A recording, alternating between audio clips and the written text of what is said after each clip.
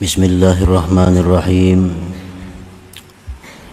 Alhamdulillahilladzi amarana bid-du'a'i wal iktisab wa wa'adana bil ijabati wal husuli was thawab.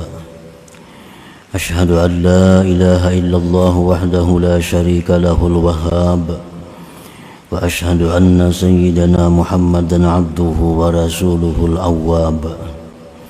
Allahumma salli wa sallim ala sayyidina Muhammadin manba'il adab wa ala alihi wa sahbihi wa zurriyatihi wa atba'ihi ila yaumil hisab, amma ba'd.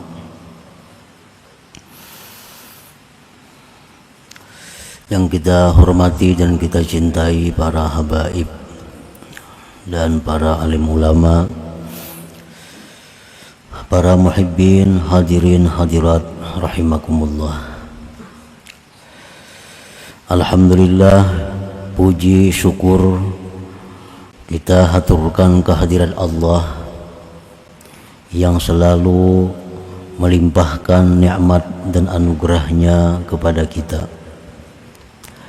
Salawat dan salam kita haturkan kepada junjungan kita Nabi besar Muhammad sallallahu alaihi wasallam dan kepada seluruh keluarga, para sahabat, zurriyat dan pengikut beliau sampai hari akhir nanti.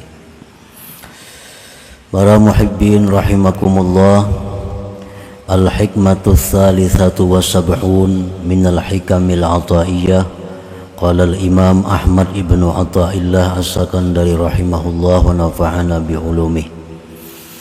Hikmah yang ke-73 dari Al-Hikam, berkata Imam Ahmad bin Athaillah rahimahullah wa nafa'ana bi ulumih, khairu ma tatlubuhu minhu ma huwa talibuhu minka. Bermula paling baik sesuatu yang kamu tuntut sesuatu itu daripada Allah ialah sesuatu yang mana Allah menuntutnya daripada engkau. Paling baik sesuatu yang kamu tuntut sesuatu itu daripada Allah ialah sesuatu yang mana Allah menuntutnya daripada engkau.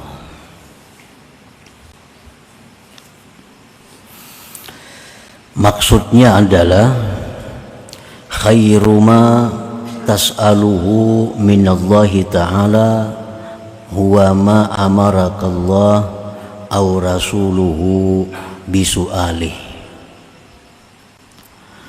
Paling baik sesuatu yang kamu minta daripada Allah ialah sesuatu yang Allah perintahkan kepada engkau atau Rasulnya sallallahu alaihi wasallam dengan memintanya.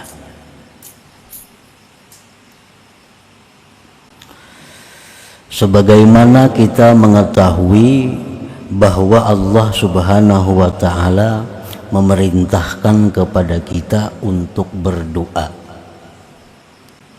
untuk meminta kepada Allah.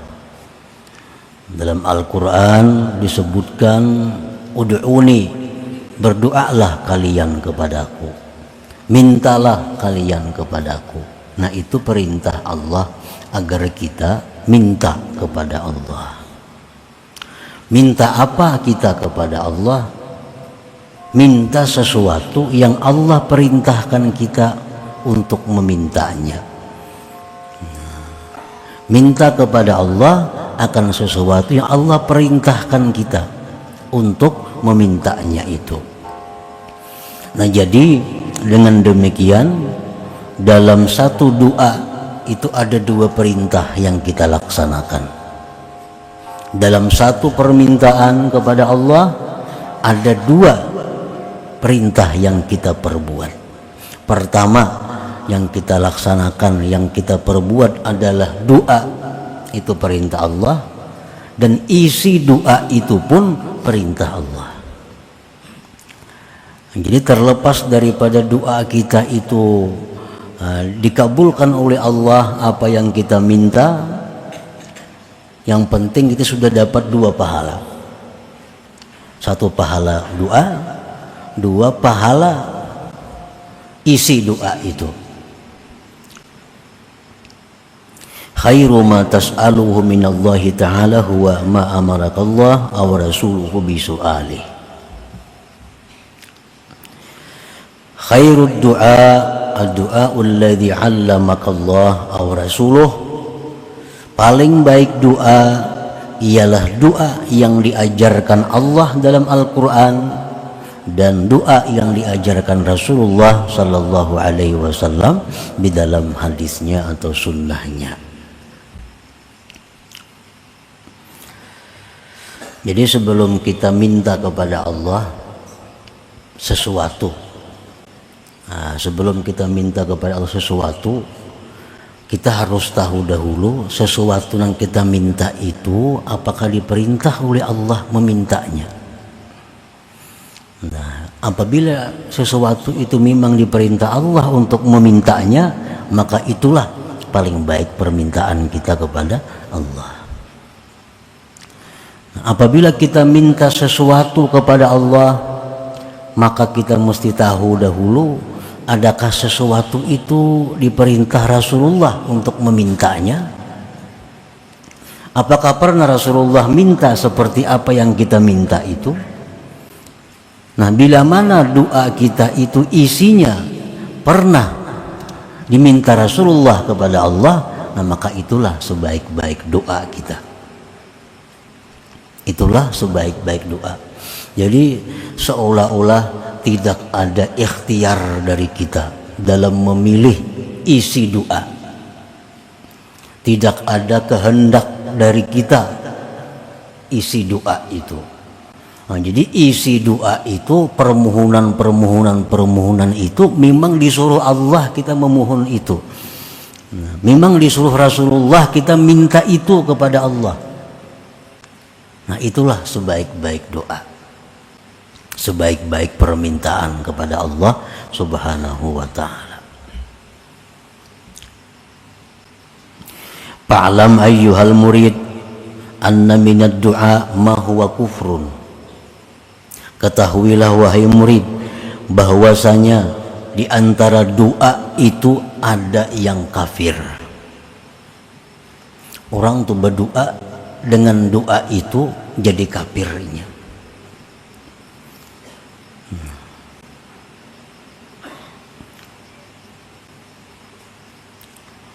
Kaddu'ai bil maghfirati war rahmati liman mata kafira. Contohnya seperti mendoakan ampunan, mendoakan dapat rahmat bagi orang yang mati kafir.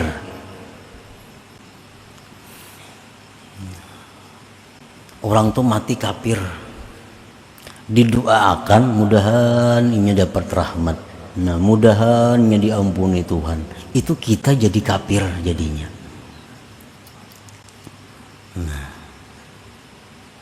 ada orang nang kada Islam mati, nah, dipadahkan almarhum. Nah, itu kan almarhum itu apa artinya? Orang yang dirahmati Allah. Berarti kita setuju dengan kekafiran itu. Setuju dengan kekafiran itu. Ar-ridha bil kufri kufrun. Ridha dengan kekafiran itu kafir. Jadi orang-orang yang kita yakini mereka itu sudah nyata-nyata bukan Islam matinya, jangan sekali-kali kita mengucapkan almarhum, jangan sekali-kali kita mengucapkan semoga dia dirahmati Allah, jangan. Karena kalau kita tahu maka kita jadi kafir. Nah, itu contohnya antara lain. Wa minhu ma huwa haram, dan perlu diketahui pula bahwa di antara doa itu ada yang haram. Nah, doa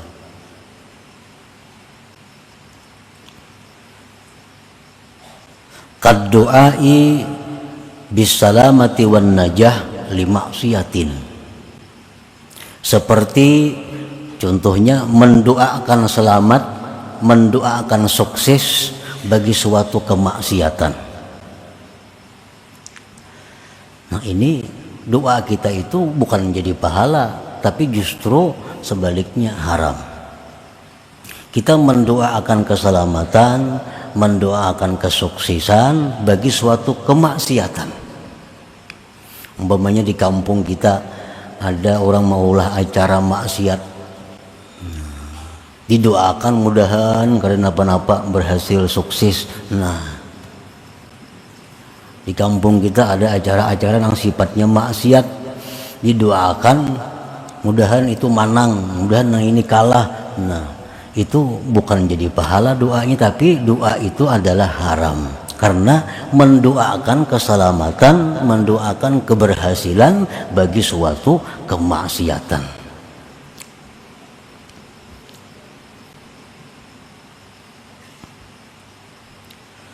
Autulil umur li fasikin, atau mendoakan panjang umur bagi orang fasik, haram juga. Orang fasik berulang tahun, semoga panjang umur, jangan doakan kan kayak itu. Apalagi orang kafir makinnya, ini orang fasik aja didoakan mudahannya panjang umur. Berarti dia menghendaki agar Allah Ta'ala itu makin lama dimaksiati, makin lama ditentang. Nah, jadi jak ada boleh juga, itu haram juga. Wa minhuma huwa makruh, di antara doa itu ada yang makruh. Kaqaulil a'rabi, seperti perkataan a'rabi, Allahumma arhamni wa Muhammadan wa la tarham ma'ana ahada.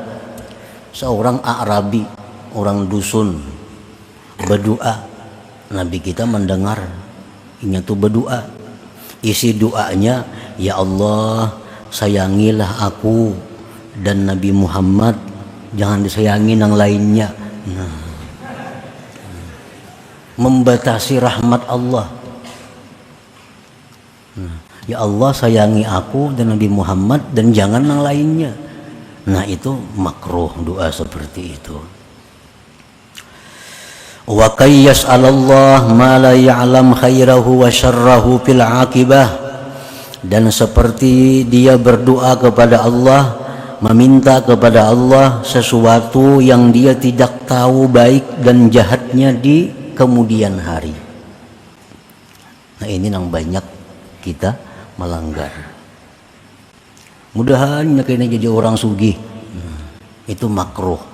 Kenapa? Karena kita kada tahu apakah kesugihan itu membawa kebaikan lawaninya atau membawa kejahatan kepadanya. Kita kada tahu itu. Nah, mendoakan itu. Mudah-mudahan yang beruntung nah itu bagus saja, kada apa-apa. Mudahan jadi pejabat umpamanya. Nah, maka kada tahu jadi pejabat itu kayaknya ujungnya apakah baik atau kada, kita kada tahu. Mudahan ini panjang umur umpamanya, jangan juga, karena panjang umur belum tentu baik atau kada baik. Nah, jadi minta kepada Allah sesuatu nang kita kada tahu akibatnya baik atau kada, itu jangan, itu makruh. Wa minhuma huwa ma'mur, dan sebagian doa lagi ada yang diperintah. Nah, ini yang dimaksud di dalam hikmah ke-73 ini. Berdoalah engkau kepada Allah dengan doa yang diperintah Allah atau yang diajarkan Allah dan Rasulnya. Banyak apa-apa yang diperintah Allah. Nah, itu kita minta kepada Allah.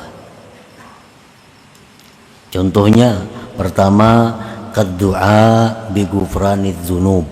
Nah, seperti minta lawan Tuhan agar diampuni dosa-dosa. Nah, ini kita berdoa supaya diampuni dosa-dosa kita, itu perintah Allah. Allah menyuruh kita dalam Al-Quran banyak, minta ampunlah kepada Allah. minta ampunlah kepada Allah. Nah sekarang kita minta, karena Allah menyuruh kita berdoa, nang isi doa itu minta ampun. Ya perkara diampuni kata diampuni itu lain soal. Yang penting bila kita berdoa, ya Allah ampunilah dosa hambamu, dapat 2 pahala. 1 pahala kita minta, 2 nang diminta itu memang disuruh oleh Allah. Doa bi ghufrani dzunub, seperti doa dengan diampuni dosa-dosa. Kenapa Allah menyuruh kita berdoa dengan doa supaya diampuni dosa? Karena Allah Maha tahu bahwa manusia itu kadangkala lepas daripada dosa.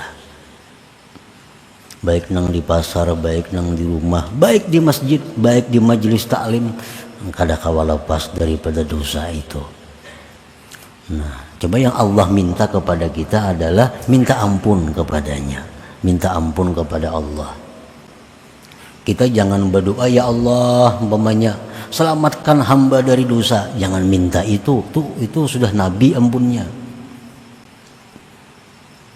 Allahumma aqsimni minadz dzunub, ya Allah peliharalah hamba daripada dosa. Itu doa nang kada boleh diminta kepada Allah, karena maksum dari dosa itu hanya para nabi. Kalau kita doa apa? Ya Allah ampunilah dosa-dosa hamba, karena kita kada bisa lepas daripada dosa, lain nabi. Dalam Al-Quran banyak ayat Rabbana ighfir lana, ya Allah ya Tuhan kami ampunilah kami. Wa qur rabbighfir, katakan wahai Rasul rabbighfir, ya Allah ya Tuhan ampuni.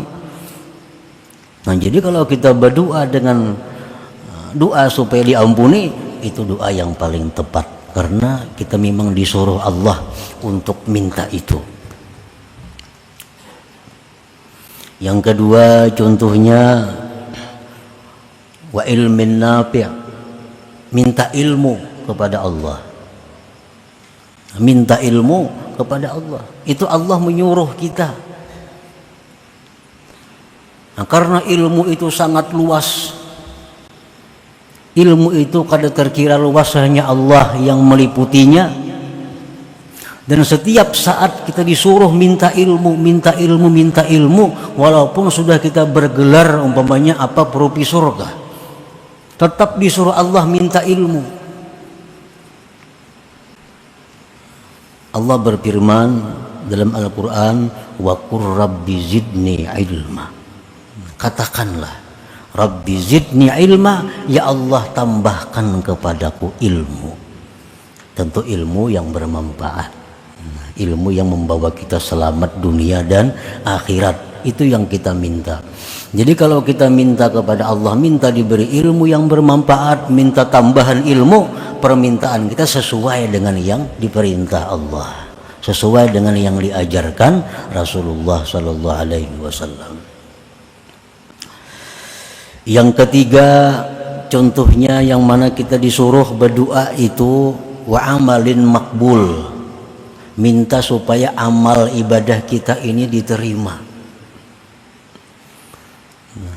Karena ada sedikit hamba-hamba Allah yang mana ditolak amalnya, karena beberapa hal akibatnya amal puasanya, sembahyangnya, zakatnya, umrah, haji ditolak oleh Allah. Nah, Allah menyuruh kita kalau kita beramal, kalau kita beribadah, ya Tuhan minta supaya ibadah itu diterima Allah. Karena banyak orang yang ibadahnya kada diterima. Wa kam min shaimin, berapa banyak orang yang puasa hanya mendapatkan haus lapar. Wa kam min musallin, berapa banyak orang yang sembahyang hanya susah payah didapatnya. Nah, lalu Allah menyuruh kita minta supaya amal ibadah itu diterima. Jadi kalau kita berdoa, ya Allah terimalah amal ibadah hamba, nah maka itu permintaan kita sesuai dengan yang diperintah Allah dan Rasulnya. Dalam Al-Quran Allah berfirman, Rabbana taqabbal minna innaka antas sami'ul alim. Allah mengajari kita berdoa Ya Tuhan, berdoalah dengan doa ini, Rabbana taqabbal minna, ya Allah terimalah amal ibadah kami ini. Yang keempat, contohnya lagi, yang mana Allah perintahkan kita warizkin halal. Nah, kita minta rizki yang halal. Karena rizki ini menurut mazhab ahlu sunnah wal jamaah, rizki itu yasmalul halal wal haram. Ngaran rizki itu mencakup halal dan haram. Orang yang banyak dapat duit haram itu banyak rezekinya, kada apa-apa, memang rezeki mencakup dengan yang haram. Nah, oleh karena demikian kita disuruh minta kepada Allah rezeki yang halal. Rasulullah SAW bersabda, idza sa'ala ahadukumur rizqa falyas'alil halal. Bila kalian minta rezeki kepada Allah, mintalah rezeki yang halal. Jangan hanya rezeki, ya Allah luaskan rezeki hamba, jangan itu. Karena itu kada diajarkan oleh Allah dan Rasul. Rasulullah mengajarkan kalau minta rezeki kepada Allah, minta yang halal. Nah, jadi kita lawan Tuhan minta supaya diberi rezeki yang halal, itu sesuai dengan perintahnya, sesuai dengan yang diajarkan Rasulullah sallallahu alaihi wasallam. Nah, yang kelima yang kita minta kepada Allah, azwaj wa dzurriyyah sulaha, pasangan zuriat yang saleh. Nah, kita minta kepada Allah diberi istri, diberi suami, diberi anak keturunan yang saleh. Nah, minta itu kita kepada Allah memang disuruh Allah minta. Allah mengajarkan dalam Al-Quran, Rabbana hablana min azwajina wa zurriyatina qurrata a'yun. Nah, ya Allah, berikanlah bagi kami, pasangan-pasangan kami, zuriat-zuriat kami, qurrata a'yun, penyenang hati. Penyenang hati. Nah, penyenang hati itu akan didapat bagi seorang suami kalau istrinya itu salihah. Seorang perempuan akan dapat pasangan yang menyenangkan hati kalau suaminya saleh. Suami istri akan dapat penyenang hati kalau punya zuriat keturunan yang saleh. Coba orang misi anak datang mabuk ke rumah. Nah, kayak apa haja sugihnya, kayak apa haja nyamannya, kayak apa haja tinggi bangkat kedudukannya, datang kena anak ke rumah ditandu orang mabuk gitu di bawah jembatan, adalah penyenang hati. Nah, jadi maka itu Allah meminta kepada hamba-hambanya ini supaya minta lawan Allah pasangan dan zuriat yang saleh itu. Yang keenam, yang mana contohnya an-nasru 'ala zalimin, minta pertolongan kepada orang zalim, minta pertolongan kepada Allah menghadapi orang-orang zalim ini. Nah, siapa orang-orang zalim yang dimaksud itu? Pertama adalah iblis wa junuduh, iblis dan pasukannya. Ini orang-orang yang sangat zalim. Kezaliman mereka itu adalah ingin mencelakakan kita kepada kecelakaan yang tidak ada akhirnya. Nah, itu orang-orang yang sangat zalim. Iblis dan pasukannya, syaitan-syaitan. Nah, kita minta tolong kepada Allah menghadapi mereka itu supaya bisa menang. Supaya bisa menang. Siapa lagi orang-orang yang zalim, orang-orang kafir yang mereka itu berusaha menghancurkan umat Islam. Nah, kita minta kepada Allah agar ditolong menghadapi mereka itu. Orang-orang kafir yang mana mereka itu secara zahir berdamai kepada kita, tetapi secara tersembunyi mereka itu menghancurkan umat Islam.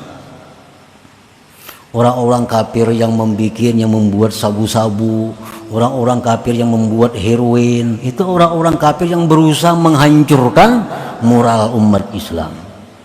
Nah, kita minta tolong kepada Allah menghadapi mereka itu. Memang Allah menyuruh kita supaya kita minta kepada Allah untuk diberi kemampuan menghadapi orang-orang yang berbuat kerusakan seperti tadi. Allah berfirman dalam Al-Quran, mengajarkan sebuah doa kepada kita, Rabbin surni alal qaumil mufsidin. Ya Allah, ya Tuhanku, tolonglah hamba menghadapi kaum-kaum yang berbuat kerusakan itu. Yang ketujuh, contohnya lagi, kita minta diselamatkan daripada bala. Minta diselamatkan daripada bala. Hakikat bala itu adalah sesuatu yang membawa kita ke neraka, itu bala. Itu hakikat daripada bala. Sesuatu apapun yang membawa kita kepada dosa, itu bala. Nah, kalau sesuatu yang membawa kita kepada pahala, sesuatu yang membawa kita kepada surga, itu bukan bala, tapi nikmat dari Allah. Jangan diartikan bala itu sakit. Jangan diartikan bala itu kesusahan. Karena kadang mungkin dalam dunia ini kita terhindar daripada sakit, tuh ada mungkin. Mula orang sihat berumuran, kalau sakit napa-napa kada mau, pasti ada apakah yang sakit apakah.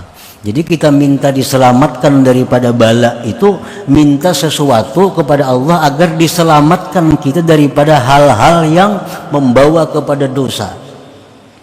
Kita dapat penyakit, timbul kita kada sabar, nah itu bala. Kita dapat musibah, lalu kita sabar, ridha, bukan bala. Itu nikmat dari Allah.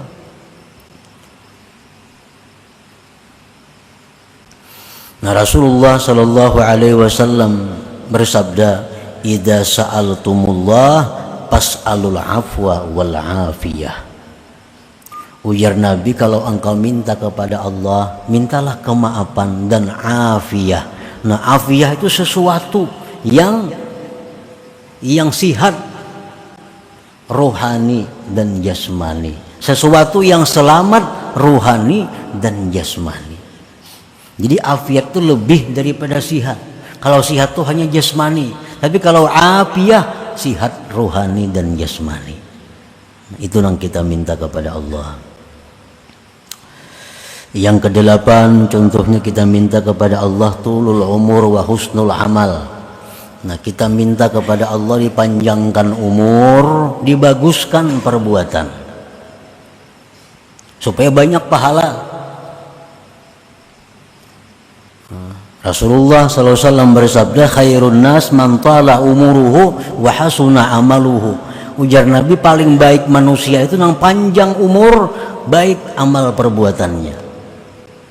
Nah, jadi kita minta kepada Allah panjang umur, sihat afiat untuk ibadah. Nah, permintaan kita kepada Allah seperti itu adalah sesuai dengan yang diberi petunjuk oleh Allah, sesuai dengan ajaran Rasulullah, agar itu kita minta. Nah, yang ke-9 contohnya, yang diperintahkan kita minta kepada Allah apa? Husnul khatimah. Nah, kita minta kepada Allah husnul khatimah. Artinya apa? Mati dalam keadaan membawa iman Islam, mati dalam keadaan mengucap la ilaha illallah, itu husnul khatimah. Nah, ini mesti diminta kepada Allah, dan Allah pun menyuruh kita minta itu, karena banyak umat, banyak hamba yang matinya su'ul khatimah, buruk di akhir.